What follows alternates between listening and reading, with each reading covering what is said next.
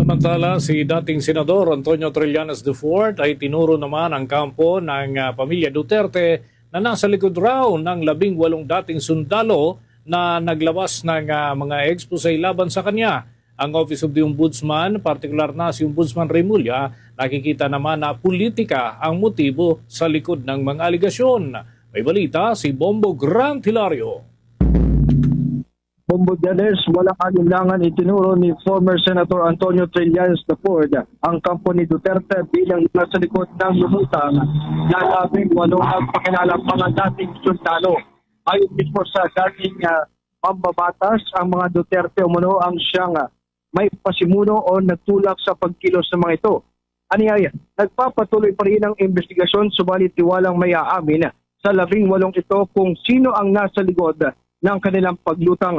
Maging ang ibinigay o kapalit ng kanilang paglantad ng mga akusasyon ay inaasahan rin umanong isisiwalat ng isa sa mga ito.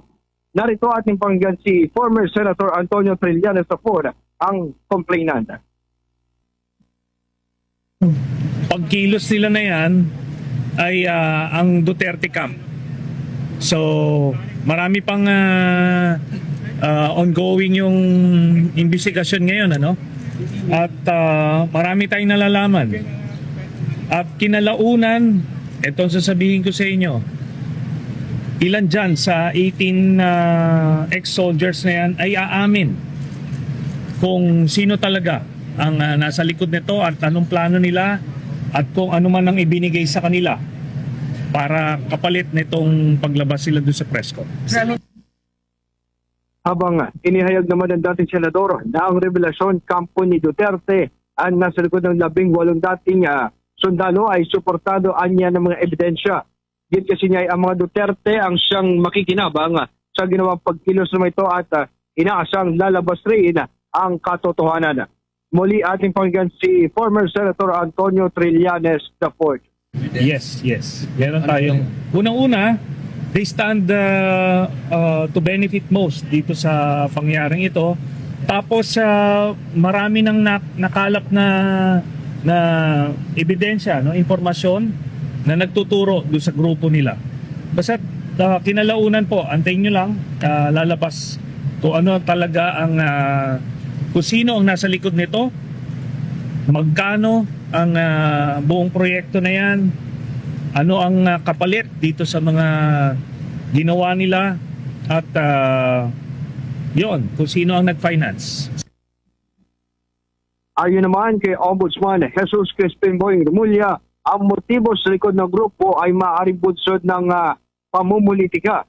Naisaan niya nilang magkaroon ng pag-aalsa sa parte ng mga nasa serbisyo o militar sa ginawa at inilabas ng mga akusasyon ng mga dating sundalo.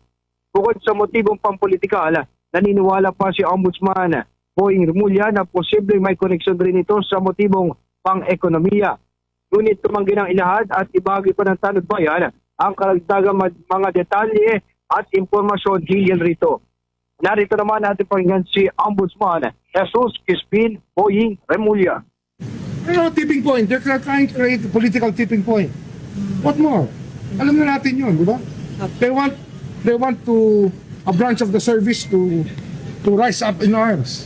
Yun naman yun eh. It's creating a tipping point. Local yan. I think we know who's behind it, but we have to prove it so we're not alleging anything now. This. Hindi, marami pa kami ibang personalities sa So you see it as a political? Oh, political yan. Oh, siyempre, political yan. And some of them have economic motives. At mahirap magsalita ngayon. Mahirap na magsalita.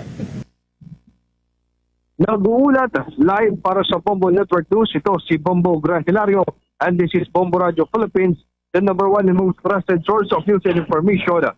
Mas Radio Bombo. For the most trusted source of news and information, visit our website at www.bomboradio.com. Follow us on Bombo Radio mobile app, Facebook, YouTube, TikTok, and X, formerly Twitter. Like, share, and stay connected. Anytime, anywhere.